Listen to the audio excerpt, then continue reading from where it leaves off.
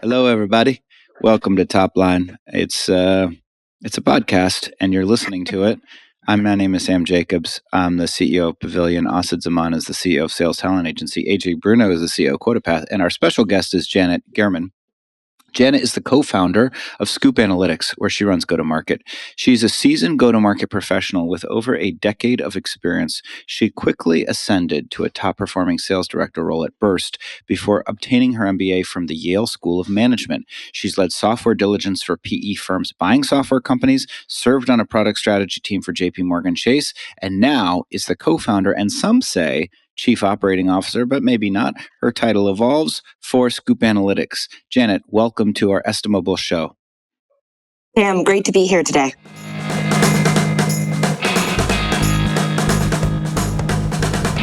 Welcome to Topline, the podcast for the best founders, operators, and investors in B2B tech. Every week, AJ Bruno, Asad Zaman, and me, Sam Jacobs, will break down what's important for you to know to be the most well-informed professionals in the market.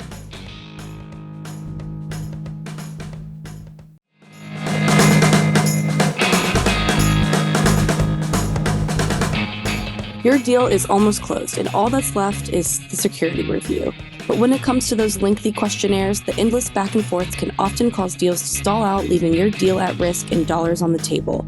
With Vanta questionnaire automation, go-to-market teams can complete security reviews up to 5 times faster, helping you close deals in less time than ever. Visit vanta.com/topline to learn more about questionnaire automation.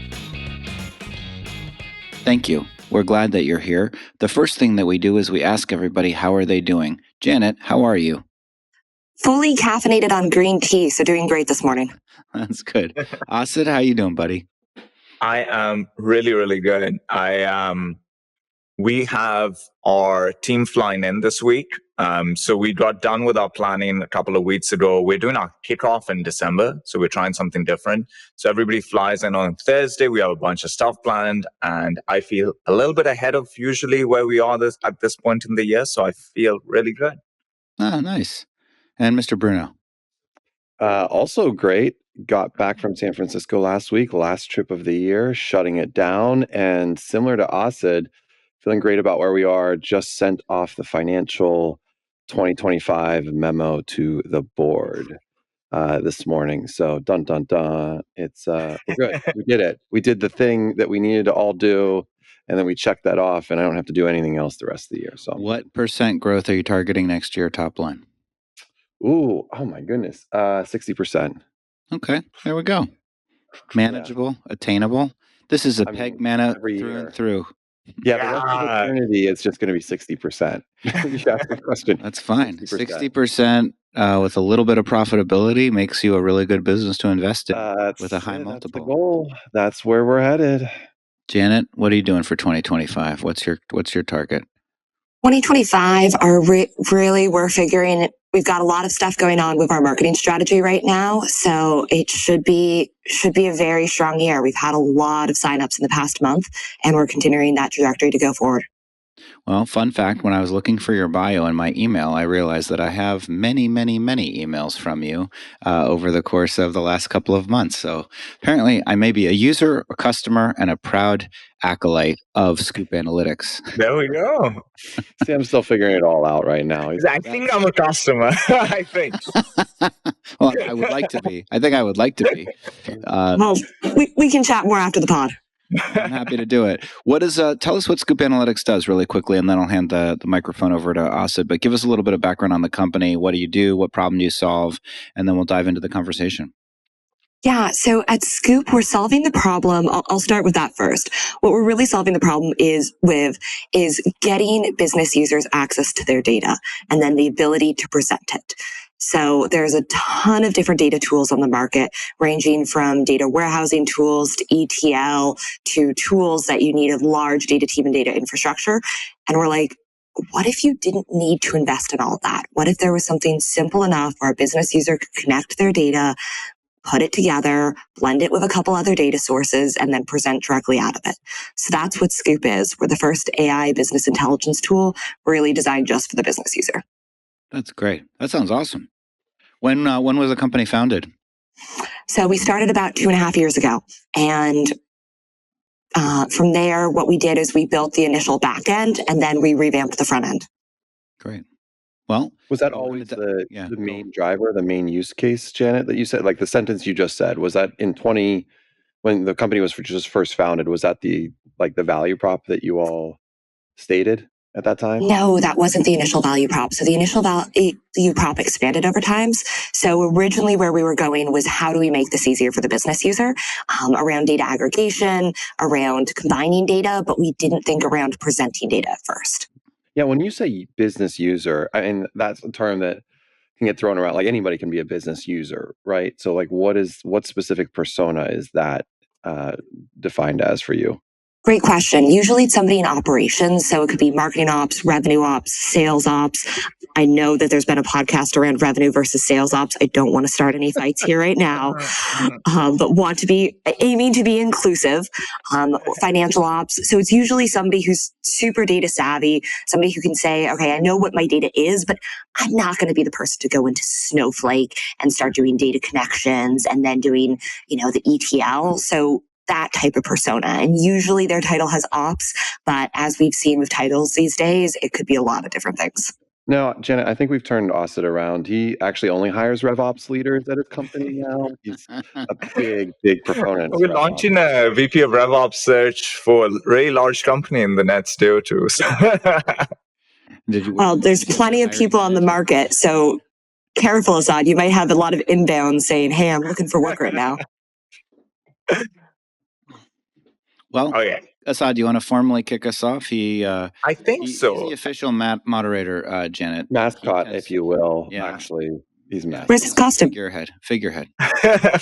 I prefer figurehead. Janet, let's build on that theme that you and Asia just touched on, which was where you started and where you are today. I think the ecosystem has just gone through a really interesting moment where a lot of companies were founded a couple of years ago, but in a world that was very different, even though it was just the recent past. Interest rates were low, the ecosystem was smaller. And so a lot of the companies that were founded then were founded with that context in mind. And very quickly, a lot has changed. Interest rates have come up. Buyer behavior has changed quite significantly. And you've got AI now in the midst of things as well. And so what that's leading to for companies of all stages and all sizes is having to adjust their thinking about the problem they're solving, who they're solving it for, how they're going to go after them, even how they're going to price that solution out. And you've gone through this really interesting exercise internally where you've evolved your thinking around the product and then how we take it to market. So maybe let's just start there. What was that inflection point where you realized, I think we need to do things slightly differently to maximize momentum or velocity? So that actually it's a great timing because it started about this time last year. So really looking at the past 12 months and where we've gone, we had the initial vision for the product was how do we make analytics easier for business users? How do we not have people have to hire a large team of data engineers, which fits in pretty well with the 2023, 2024, let's do more with less because the budgets just got absolutely whacked. So that was our initial vision. And really about a year ago, what we were thinking of was, first, everybody likes look and feel of the product. And we were like, well, it's a pretty static dashboard that we had. You could do some with it, but where we were really thinking through is what is that full data life cycle for a user? You pull data out from your operational sources, you do some ETL on it, you put it somewhere, you do some data blending, you get the front end. And that's usually where people think the data lifecycle ends. I'm sure AJ, you just mentioned having to report to your board. That's the end of the data lifecycle. It's when you're reporting it to somebody else. It could be a board. It could be the CEO. You guys are both, all people on the podcast today are both consumers and producers of data, consuming it from somebody else and producing it too. So that's really the last step. And what we were thinking of is how do we have that last step? So instead of taking that screenshot from your dashboard and then plopping it into Google Slides, PowerPoint. How do we have Scoop become that final step? And that's really what we were looking for, first of all. Second of all, we were trying to think, how do we make this easier? We were pretty late to the AI game, actually, but we did that purposefully. There's a lot, I live in San Francisco. There's a lot of ChatGPT wrappers that I've seen, which are really cool companies and technology where, frankly, if any of us had seen the product 5 years ago, we'd be like, this is amazing. But today it's commoditized. So what we were trying to think through with AI is how do we do something fundamentally different that will really move the needle forward? And for that, we came up with AI slide deck generators based on data that automatically refresh. So what we were really thinking of is just, how do we make this different and useful? That's super interesting. So your thinking evolved and you realized in the context of where we are today, here's where we need to take this business. As an early stage business, there are a couple of these competing things that I think play out in a business. One is it is hard to create momentum and you have to have conviction and deal with the negative momentum that one feels when you're taking something new into the market. You will have customers that say no, investors that don't believe in the problem you're solving. The first time people heard what Airbnb was trying to do, they thought they were neurotic. And look at where Airbnb is today. And they had blind conviction that we're going to move forward. But at the same time, Slack is the end product of a pivot. And so you still have to have this dexterity to be able to say, no, we need to do this. We have to do this. How do you balance these two things of almost like blind conviction running through walls and the second part being, but not being crazy about it and adjusting your thinking when there's reason to adjust? Like, how do you balance this? Honestly, this is one of the hardest parts I found as a founder is balancing the two. You get one of the privileges of being a founder is it's so easy to talk to some of the smartest people. Everybody's happy to give you advice from their experience. They'll have experience with dozens, sometimes hundreds of companies. And you get on the phone to them. They're like, oh yeah, this is the best thing. But if you did this, or they'll say, yeah, you're totally on the right track. Or they'll say, I have no idea what your idea is. This is the stupidest thing I've ever heard. You get some version of everything. And really, it's listening to the people who will be using the product and what they say about it. And then it's listening to them. And for those out here listening to and founding a company for the first time, people are very nice. It's trying to get them to give you their more honest opinions when they're the end user. Okay, first, will you use this? Second, how much will you use this? Is this a priority one? Or is this it looks good. Maybe in 2026, I'll adopt this. And for those of you listening, we're recording in December 2024. So that is not the response you want to hear. So it's balancing a lot of that out and ultimately figuring out who is using this and who has the most pain. Did you have any, you'd worked at JP Morgan, but prior to that, did you have some experience with companies that were earlier stage in their life cycle where you had some past experience about what amazing market pull feels like, and you were able to use that to say, even though we're moving forward, we're not feeling what we would feel if we've truly hit the mark with the problem we're solving and how we're solving it. And that gave you some conviction. Like, was there any experience that you were able to latch onto in the past that helped you with this? The reason I asked that question is a lot of founders that are first-time founders early in their careers, they just don't know what market pull feels like till they feel it for the first time. So they're going to be trying to build something and they're like, yeah, it's part and parcel of what we're doing, that it's hard and it doesn't feel like we're moving at the speed we want to move and the market's not bending over backwards to buy what we're selling. I think the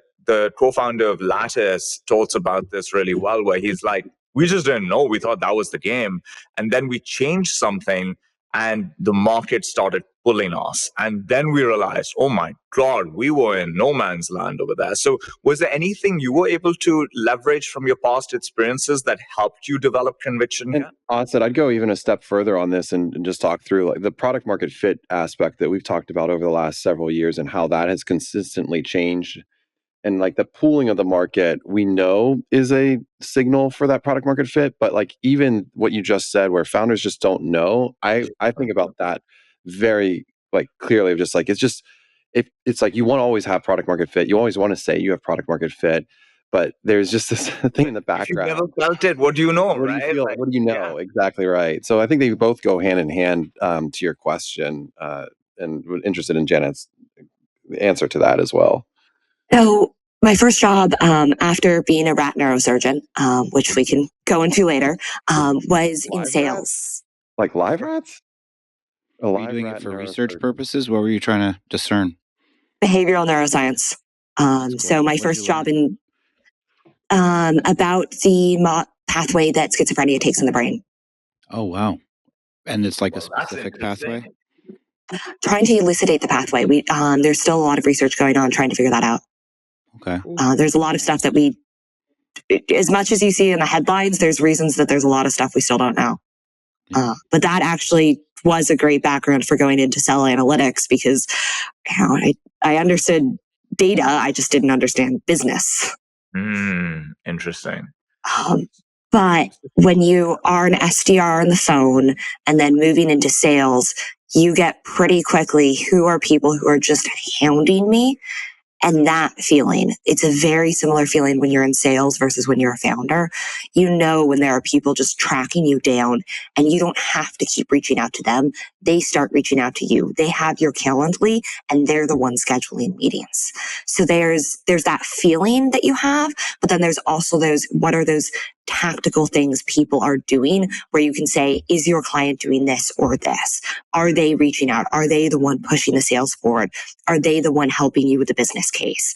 Which of course, good sales, I know good salespeople will help develop business use cases. I know there's companies around helping salespeople develop business use cases, but each little part of that's that feeling where people are saying, I need this product and I need this product badly enough that I'm the one driving the sales cycle. That's one of the things that I always think of as the sucking sound and the manifestation thereof. Interesting. AJ, like you had Trendkite before QuarterPath, and Trendkite had product market fit. How did that inform you building the product at QuarterPath and you thinking about momentum and where you are in any given moment and what problems you need to keep solving? Like, how was your thinking informed by that first experience? And can you think of gaps you had initially that you didn't have the second time around? Because I mean, it led me down a lot of wrong paths, Asad. Like say more. Say more. Yeah. Say I less. took product market fit. Say the same. I think it's just such a fascinating part of the conversation because I took product market fit as a founder so for granted because I had success right out of the gate in the first time, and like didn't realize that how my previous experience in the same industry cultivated that, and it allowed me to have like a unique point of view that had just been like 10 years where in compensation management my unique point of view was from the buyer side of the house. And so I had the problem as a sales leader and a go-to-market leader, but not as a building software. And so I only had my own persona point of view where for Trendkite, almost like a little echo chamber. It was a complete echo chamber of it. It was like, oh, and I do think that Cole, my co-founder, and I balanced each other out for QuotaPath, where he came from the revenue operations side of the house, but we were really missing the finance persona. And frankly, it was our point of view that we were like almost like get rid of the spreadsheet. Get rid of the spreadsheet. You don't need the spreadsheet. Where after years, literally years of toiling without the spreadsheet and like the formula free, we're like,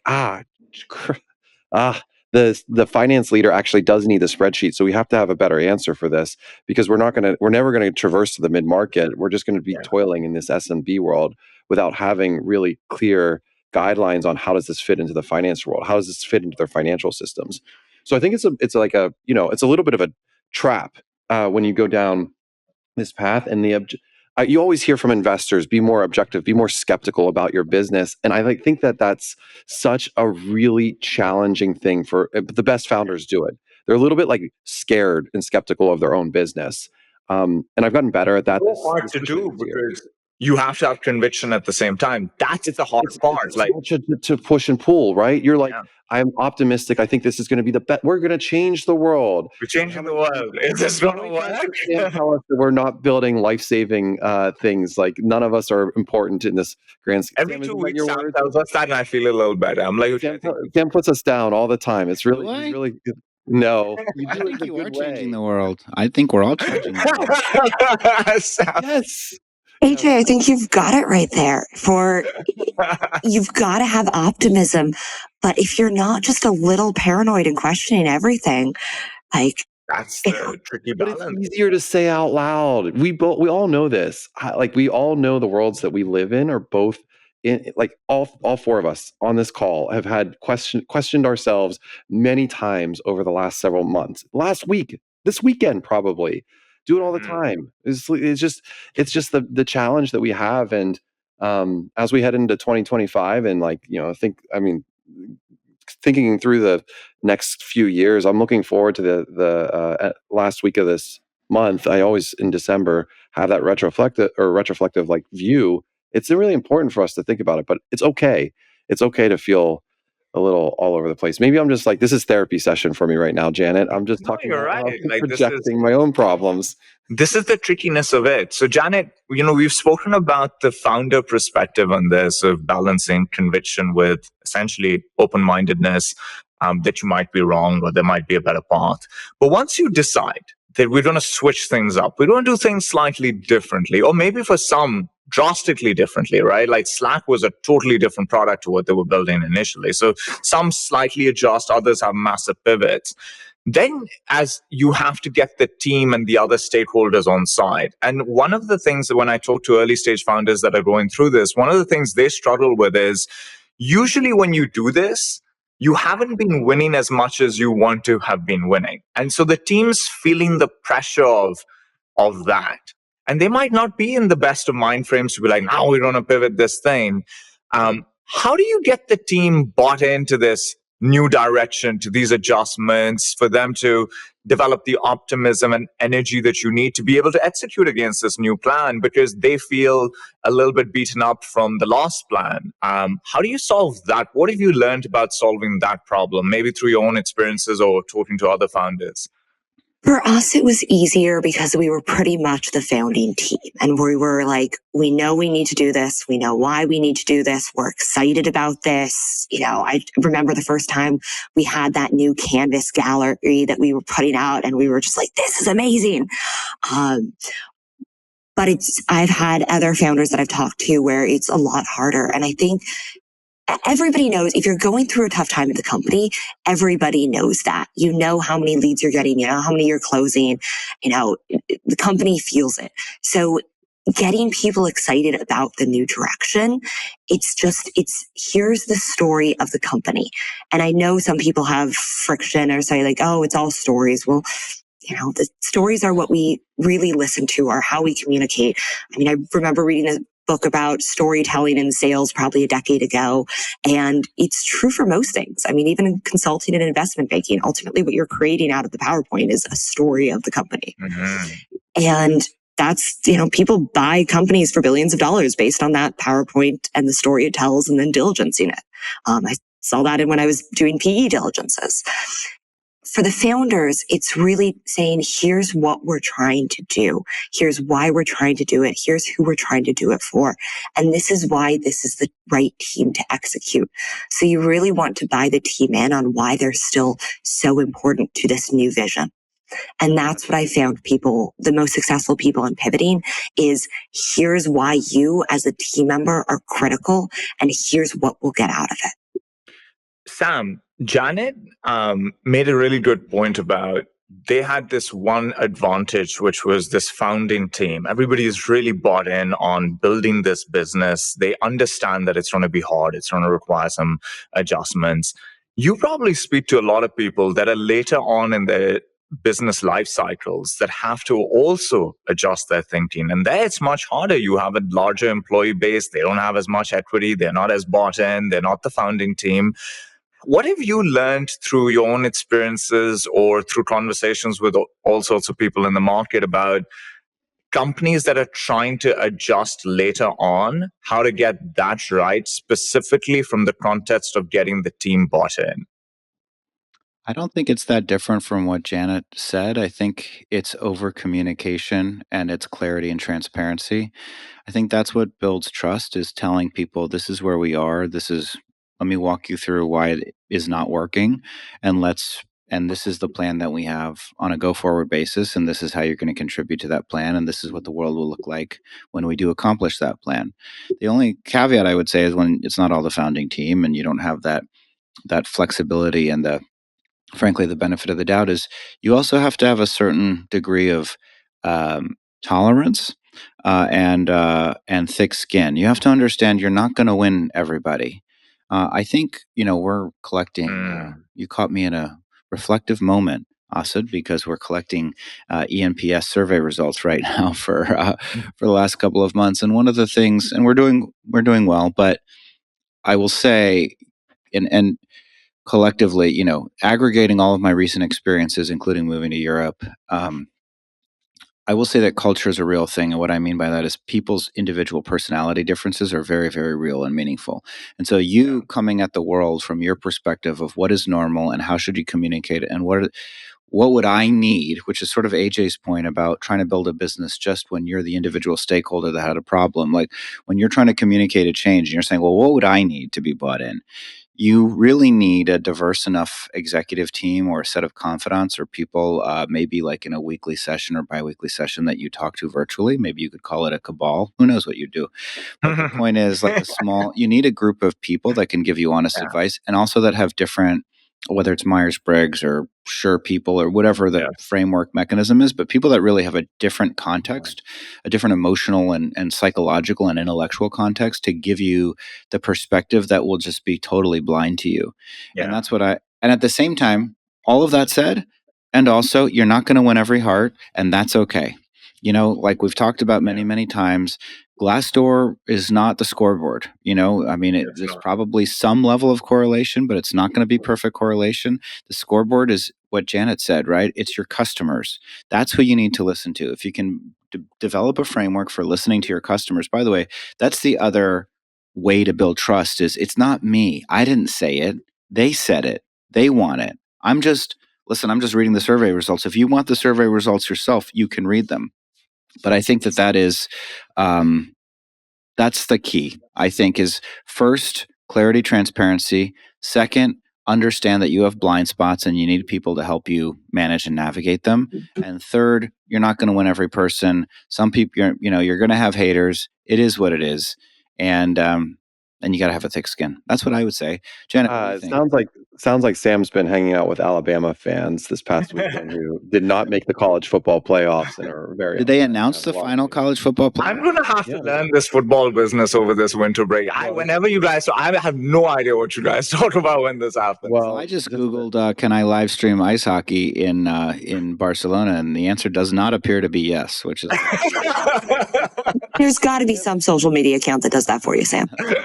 Sam's not paying attention to college football playoffs because he's in Barcelona. He's not paying because his team, Michigan, is nowhere close to making that. I'm sure that's true. Neither is Virginia. My two is Penn State in? Not there.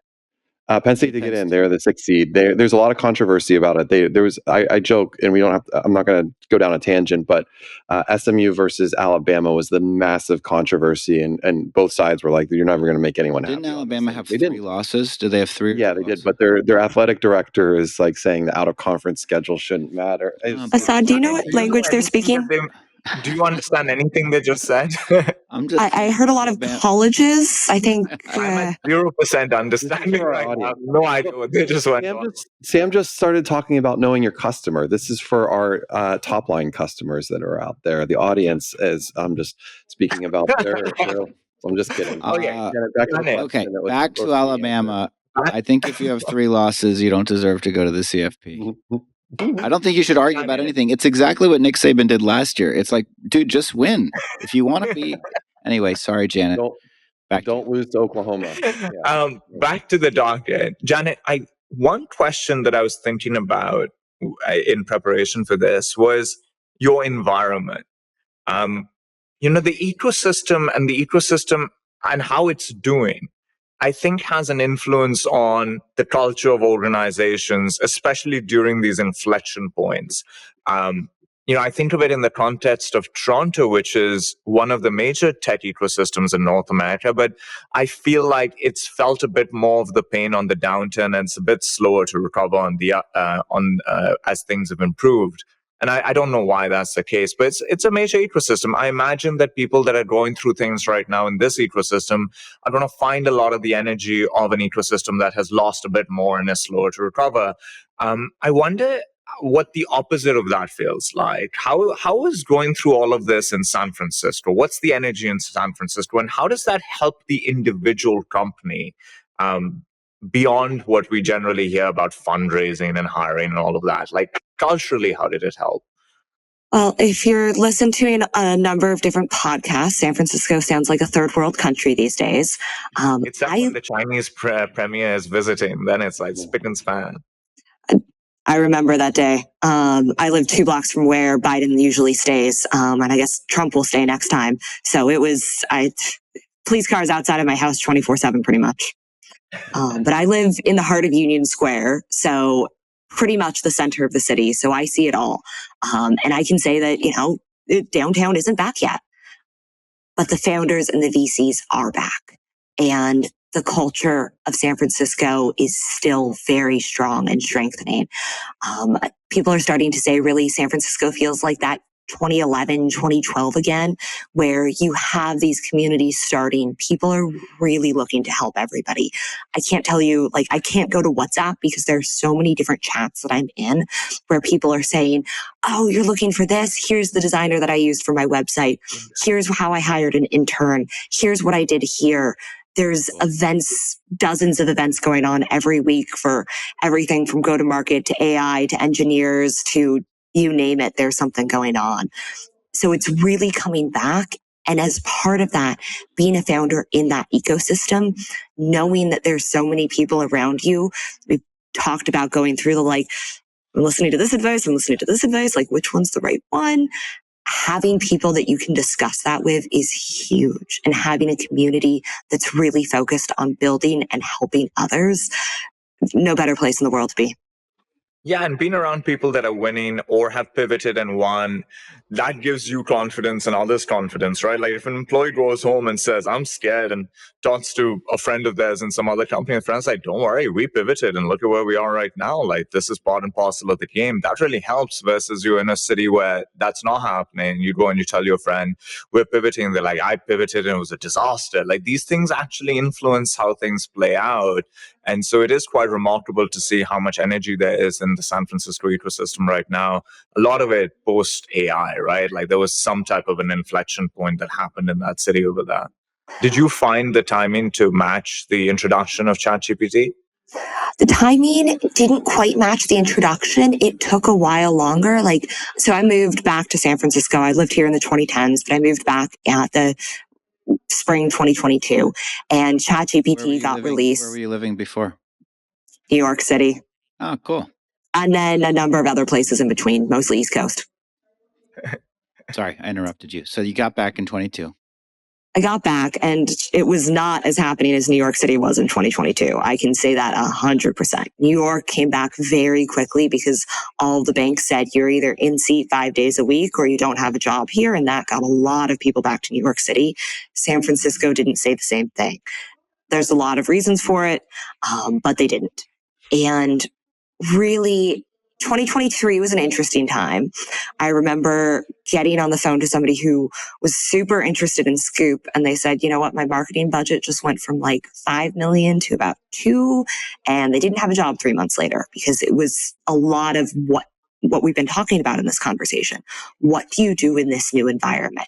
People didn't know what to do with marketing budgets for a while or sales. And there was a lot of, we all remember the fall of 2022 with the layoffs, and then 2023 continued. 2024, people have started, things are settling, there's cautious optimism, and people are pretty excited for 2025. Nervously excited. They're not going out there and just spending all of their marketing budget on, random things. But I will say one of my personal pillars for is the economy coming back was what are the ridiculous things people are handing out to conferences to not their ICP. And I got a free hammock, which I Googled, and it was $100 hammock. I love that. And I just asked for it from them. And I said, I don't even know what your product does, but this is cool. So can I have one? Where's your hammock hanging up? Where do you hang a hammock in San Francisco? Giving it as a gift to somebody. She has options, AJ. Do you have a hammock? You don't have options. I do have a hammock in my backyard, but it's not up right now. It's 33 degrees outside, Asad. That's why you need to live in San Francisco. It's never 33 degrees here. Yeah. That's the point. Janet, this has been fantastic. I think it's such a important part of company building is balancing this conviction with open-mindedness to change. And it's just really interesting to get your thoughts on that topic. And so congratulations on everything you've done. And thank you for joining us. Yeah, thanks for joining us, Janet. Thank you for having me. And I'd say if anybody's moving to San Francisco and needs help finding their space in the ecosystem, please reach out. Oh, awesome. By the way, what's a good contact information for you if people are listening and want to reach out? I'm the only Janet Gehrmann on LinkedIn, so I should be pretty easy to find. Is that true? All right, fair enough. Is that true? I'm pretty sure. I think there was another Asad Zaman. I was very upset. I love that Asad Zaman. He's so much cooler than you. So no, he's not. This is kind of funny because I was I made the switch. It's kind of cool. I made the switch to make ChatGPT my default search when you search in the URL bar. Yeah, it's fantastic. But there's some drawbacks. So one of the drawbacks is like I will just copy it, like for LinkedIn, I'll just put someone in the search bar and switch over to it. But it like the last 3 times have all been famous actors too. So I get the Wikipedia like background on the person. I'm like, okay, well, there's some drawbacks, but Janet, not for you. Yours is easy enough to find. That's great. I've just fact checked myself real time. There's 3 others, but they don't seem to have any followers. Okay. Losers. You are So could be fake accounts. Picture. In the society of Janet Gehrmanns, you are president, vice president, secretary, and treasurer. Thank you so much, Janet. Thanks, Janet. Thank you, guys. All right, talk to you soon. Bye. And now a word from our sponsors.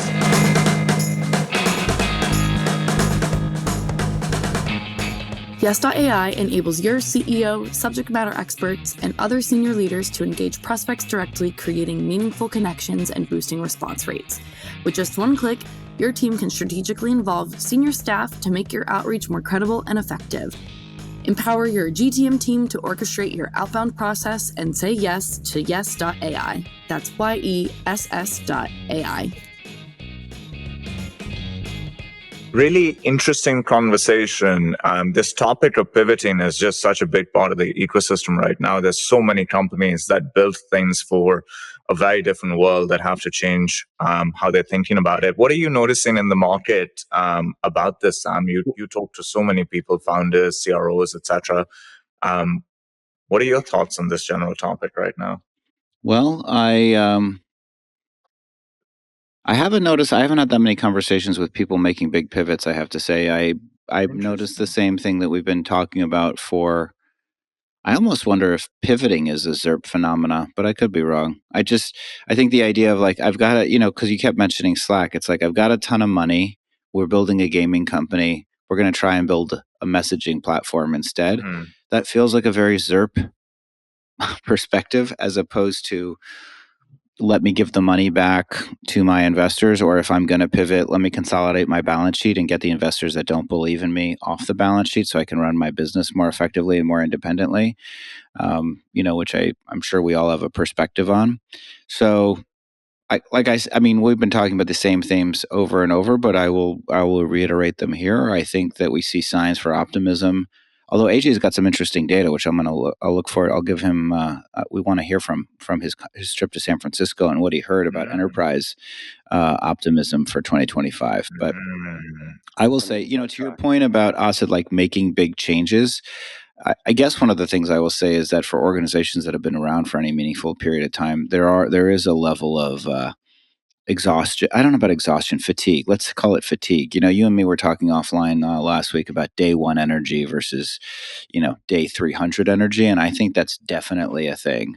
And I think even though I think there's probably, or at least, speaking personally, there's a little bit of a disconnect actually opening up between performance and morale. I think a lot of people have organizations that are performing better.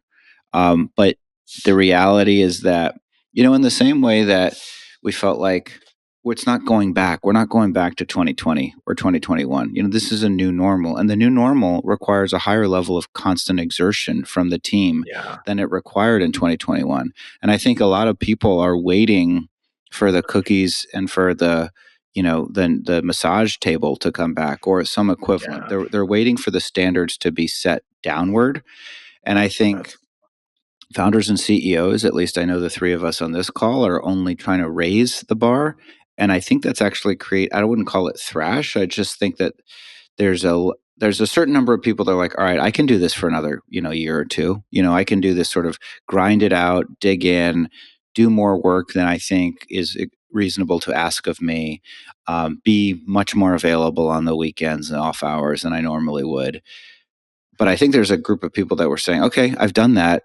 What are you saying, that this is like forever now? And I think, the answer, part of that is yes. And then the second thing is also like, hey, Sam, you said that Pavilion's not a software business and that we don't get software multiples. So what am I doing this for if I'm not going to get 10 times revenue, but I'm going to get 15 times EBITDA, but EBITDA isn't that high right now. And so there's, again, like a constant question right now about the value of equity. This sort of turned into it's not a rant, just a long-winded ramble, but or a weave, as our estimable president would say. It's a real weave. I like it. But I just think we're in this weird space where like all of us had pretty good years as operators. I think we delivered good results. AJ's already hit his revenue plan. We're going to hit our plan. We're going to hit our profitability plan. Asad's going to hit his plan. If he has a plan, he probably doesn't believe in them. Doesn't believe in quotas, doesn't believe in planning, just does everything based on how he wakes up that morning, and it turns out great. But I think there's this separation that's happening between the group of people who are like, all right, I gave you a year and a half, 2 years of like 110%. What are you talking about?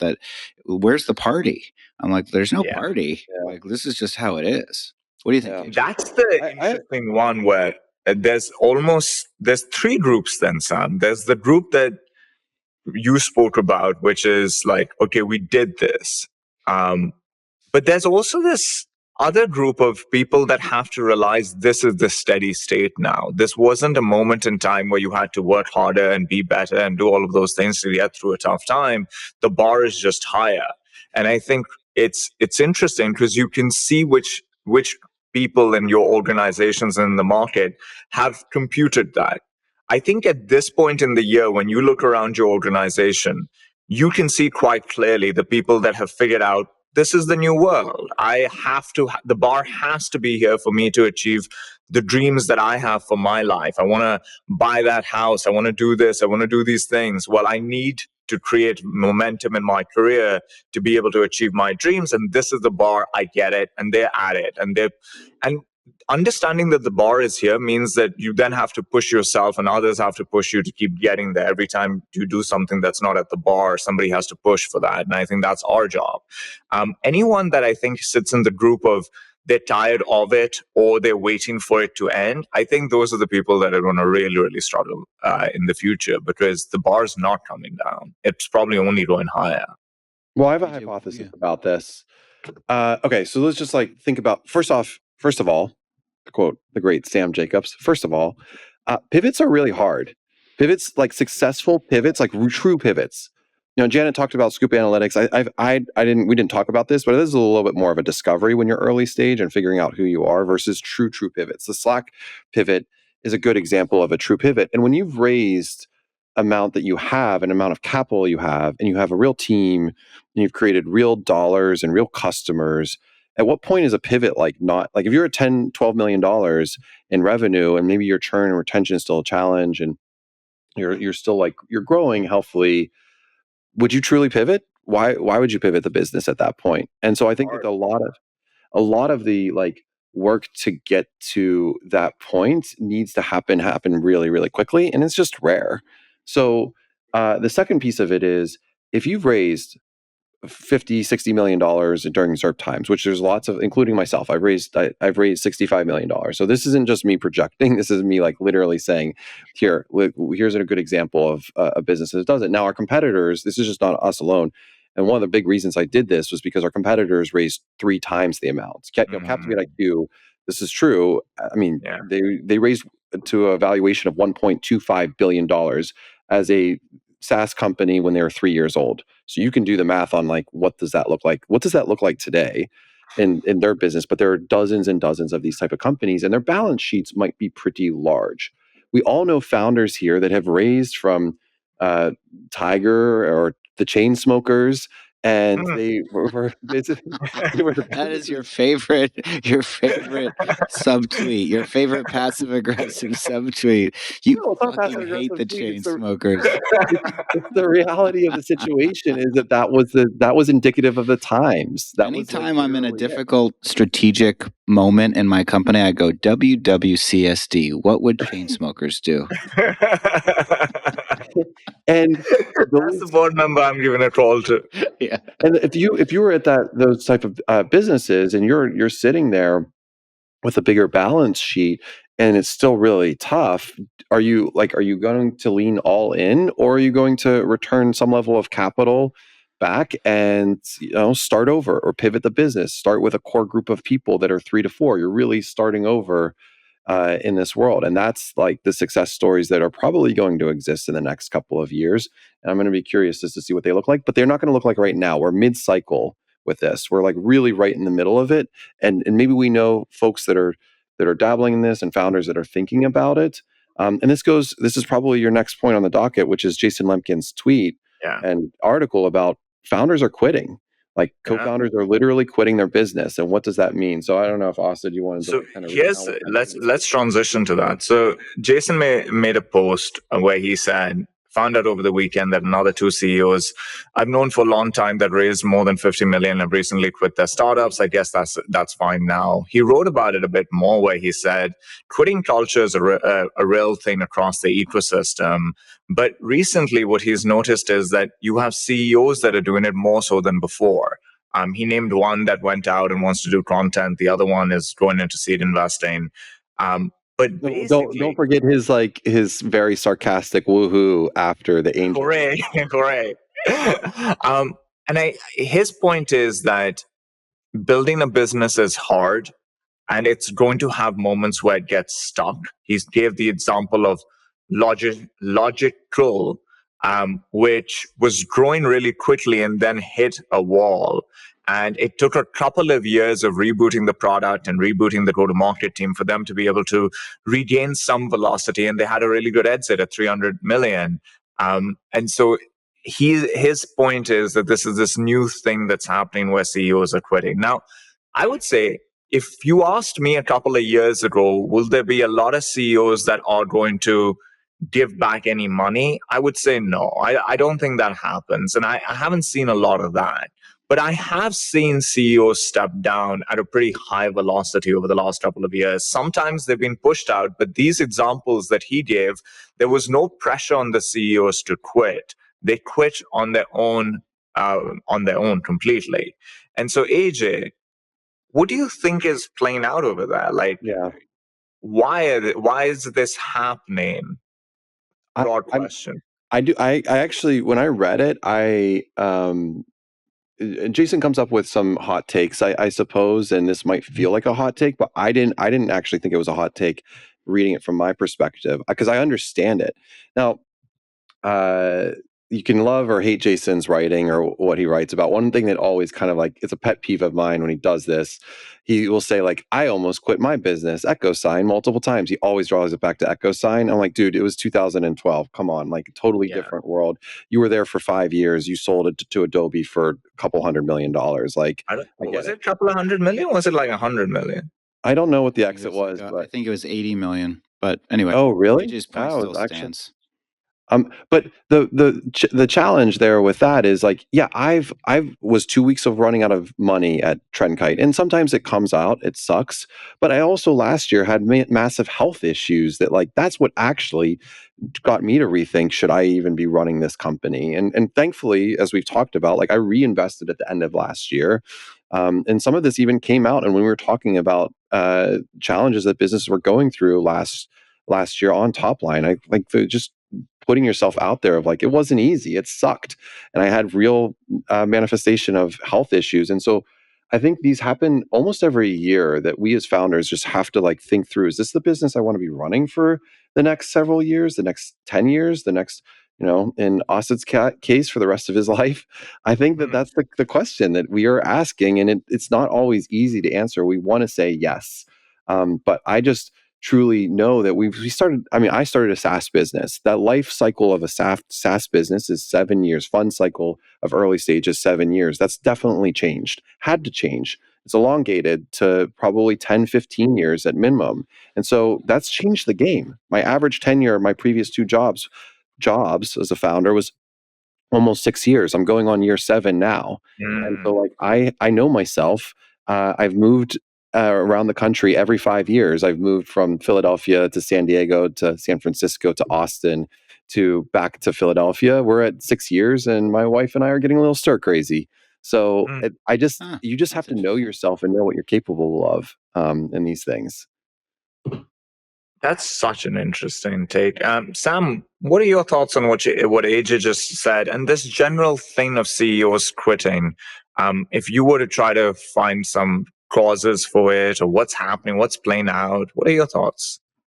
Yeah, I don't think it's a surprise. I mean, what did we just review? That there's a lot of people that feel the game is harder for lower returns, right?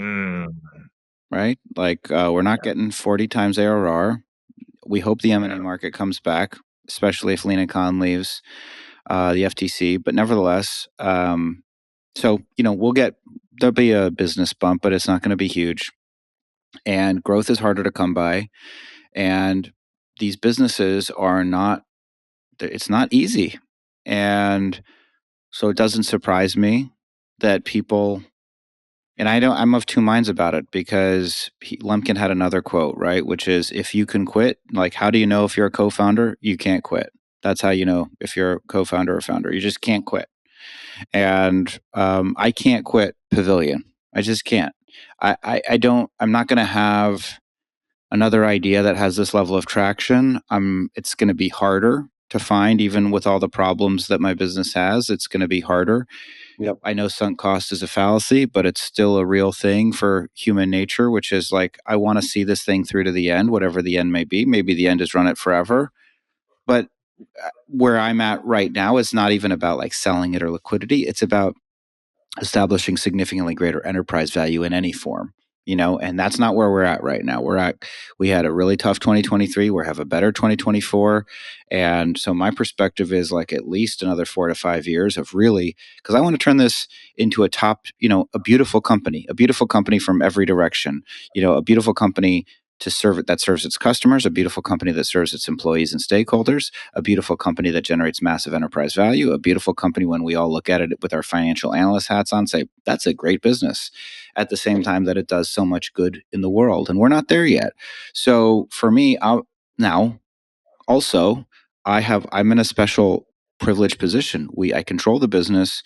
We have investors, but we're profitable. I have enough perspective on our momentum that I know that one way or the other, we're going to get to be a company, at least for the next couple of years. I can't predict 10 years into the future. So yeah, and I'm in a privileged position and I've also designed my life very intentionally as I record this from Barcelona, Spain.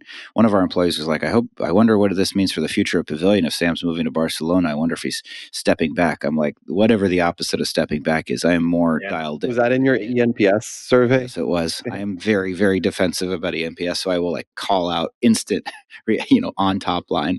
But yeah, that wasn't my ENPS, and the answer to that person is hell no. I'm leaning in. Now I'm in a luxurious position. We have some level of product market fit. We're profitable. Yeah. I have great support from guys like you and men and women and people all over the world that are supporting us. So on the one hand, I'm like, how can you quit? How can you quit? Like, you got to keep going. The whole point is it's hard. But on the other hand, AJ had very meaningful health problems. I've got people in my life who are building businesses. It's freaking hard. It's freaking hard. And nobody owes unhappiness to anybody else. We don't owe Jason Lemkin anything. It's not a badge of honor to be unhappy for 5 years or to work on something that's not working and just pound your head against the wall repeatedly. So Where does that leave us? I don't know where it leaves us. It leaves us that this is back to, it's what did we say a couple weeks ago? It's a craft business because building a company is really freaking hard and it's not for everybody. And this is part of that process of separating, so to speak, the wheat from the chaff. And it's not a commentary on morality. I'm not saying like the people, it's like there's a big amount of luck, there's a big amount of circumstance, there's a big amount, if AJ hadn't raised all that money, he wouldn't have the flexibility to make some of the tough decisions that he's made over the past couple of years if it was, 2 weeks left of in the bank account. Yeah. So where does that leave us? It leaves us like it's a mixed bag. And, for me, I can just answer for me. And for me, I'm extremely dialed into my business. There, I was far more likely to quit a year and a half ago than I am today. And I have designed my life, and it's 7 p.m. and, my day's still in full swing, and I'm ready to rock. And we're going to build something beautiful and great, and it's going to take a while. You said something really important earlier, Sam, that I think I just wanted to reiterate here. You mentioned a cabal or a cohort. Find a peer of your groups of people, CEO, executives, whomever, and meet with them on a consistent basis. I know the three of us have done that, and there's people in our cabal that have shared some of these trials and tribulations that we've all worked through with them. And it's not always rosy. Some of them are still going through them right now, but it is definitely feels like I feel definitely a sense of gratitude just like speaking out about some of these and just getting it just as a sounding board, just getting it off my chest. Because honestly, there's like CEOs of super lonely road, but the others are going to know what you are going through and feel like, and that pressure and just kind of it feels like a release. I think the biggest benefit I've noticed is from the time we all spent together and the group chat that we have. Earlier this year, I was going through something in the business that was quite intense. And without going into the details, both of you were people I could share very openly with what was happening that had context because we had a relationship. So you had the context of my business, you had the context of the market, you knew me, you liked me, you cared for me, and you're different types of people. So you gave me a real spectrum of feedback. Feedback to support, feedback to bring down to earth. And it was really helpful. I think going at it without people that can do that for you is very difficult. Is it possible to still win? For sure. But I think it's easier when you have this. Not easy, but easier. And also a lot more fun. The thing about Jason's post that I found a little bit off-putting was that there seems to be this like judginess in it that if you've raised money and you've decided to build a business, it's almost like servitude of sort, like you're now tied to this forever. And I think as you two were talking and as I reflect on my situation, the one thing we have is momentum in the business, but also a cap table where we have power and influence in direction. And I think there are some people that raised a lot of money that don't have that same type of leverage in their board. And so that closes the boundaries of optionality for them in terms of where they can take the business and what they can do, what gets approved, what gets supported. And I think at that point, it really does change the game because you feel stuck. And at the same time, you've got this inflection point with AI where you might have a better and different idea. And you're like, I've gotten this as far as I can get this. I don't think in the reality of this cap table, I can do a lot more with it. Maybe this business can't be the business that we all envisioned it to be. But instead of scratching away at it, let's bring somebody else in. I'm going to go do something else with my life. Maybe I'm going to go start a different company that has more room to run, or I'm more excited to run. And I think that's okay. Like, I think people should have that optionality and opportunity. Investors hedge their bets across many investments. And I think founders have less optionality, but they still have some optionality. And if they decide to bow out, that's okay, because the other side is when they judge on the person that didn't return the capital. Like, we know a company that's based out of, a certain part of Canada that didn't return any capital and is really not going anywhere. And people judge that too. So it's like, well, what do you want? Like, one or the other, right? So I think it's okay. Well, Okay. don't tie your happiness to a cap table is what I would say first and foremost. But it's so interconnected. Yeah. But you're Easier so like said what than done. I it's easier said than done. But what I was thinking about when you said that is that everyone has different board configurations and governance, and at the end of the day, that like the board, if it is the size that it is at a Series B or later, has one thing they can do. They're a hammer. They can fire the CEO. You're the nail. That's it. Like that's literally the action that can be taken. But the reality is you're leverage and opportunity in what you've done strategically in the business and all of the things, connections, certainly with the people, connections with investors, connections with partners, connections with the product, with customers, at the end of the day is probably critical to the business's success in the future. And those are the things where I've like last year where I was going through those health issues. I sat down and made a list of what energizes me, what gives me like the most influence, what do I like doing, and what do I not get as much energy from. And I really just had to work to, like, this wasn't overnight, but just to really push my energy to the things that I really, really enjoyed doing. And I did that for a year.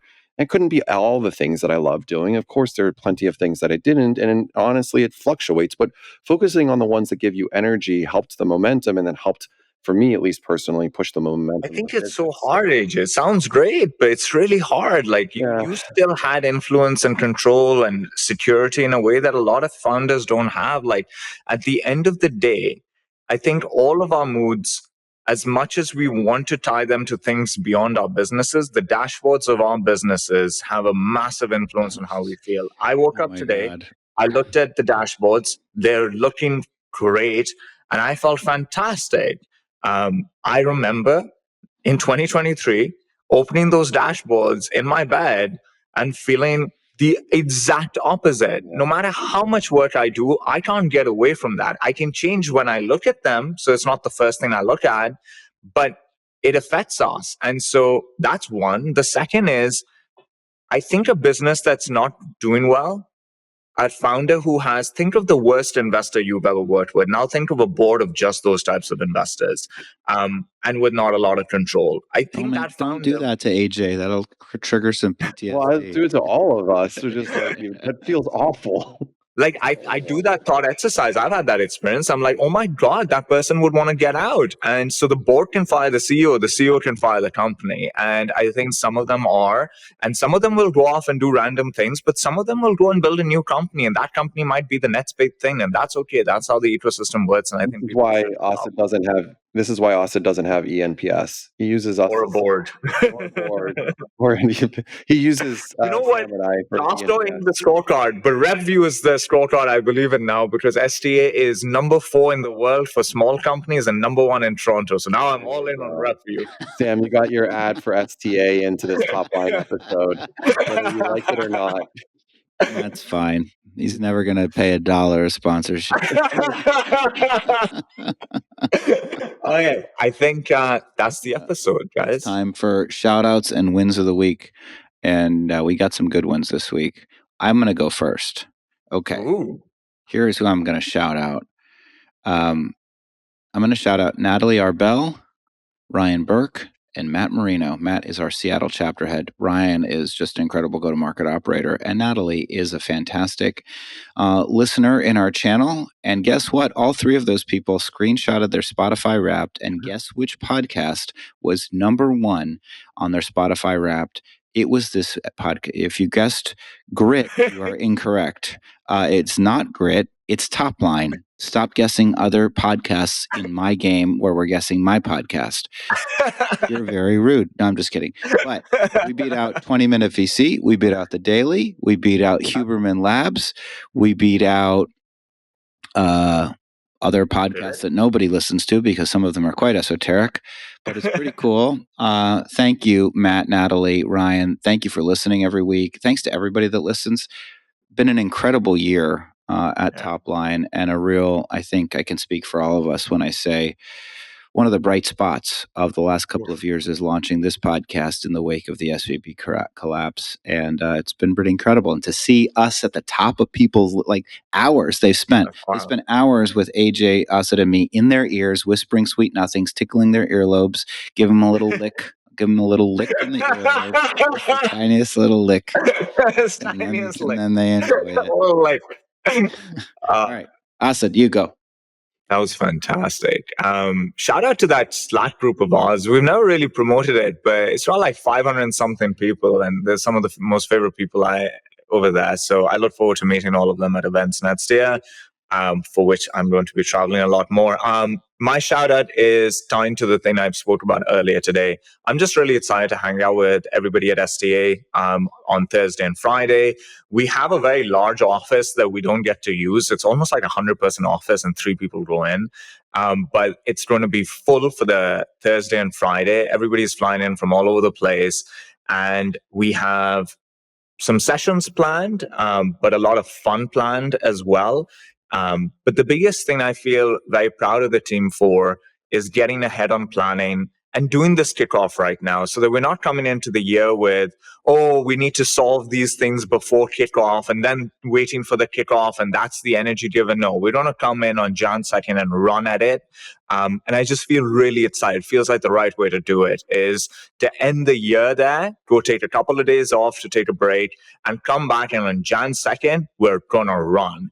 And the team's excited for it, they've leaned into this. And I just feel really proud of where our environment is today and the energy in the organization and the proactiveness. And so this is the most fun I've ever had in business. It's my 10th year as a professional, as 10th year at SDA, best year of my career so far. And I feel really excited about the future. I've never felt more excited than right now. And yeah, so shout out to everyone at SDA. I'm excited to hang out with them.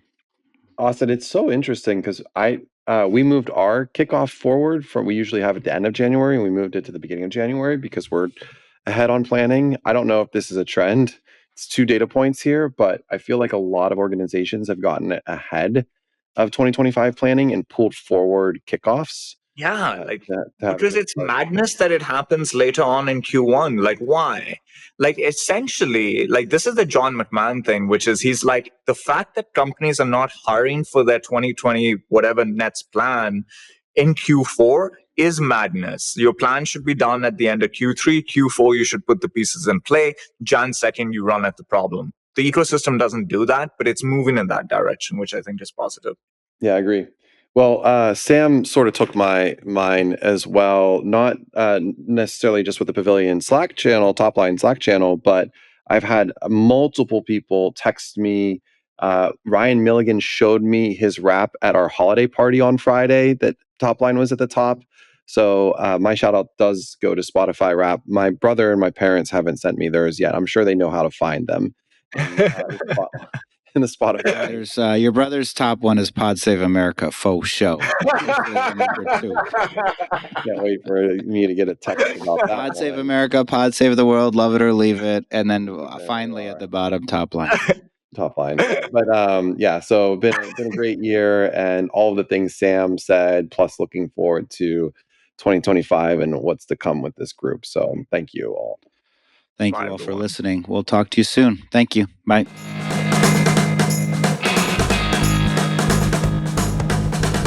This episode was brought to you by AirCall, the business communications intelligence platform. Deliver a better experience for your customers and your teams at AirCall. That's AIRCALL.io. Save time, save money, and improve performance with a single communications platform.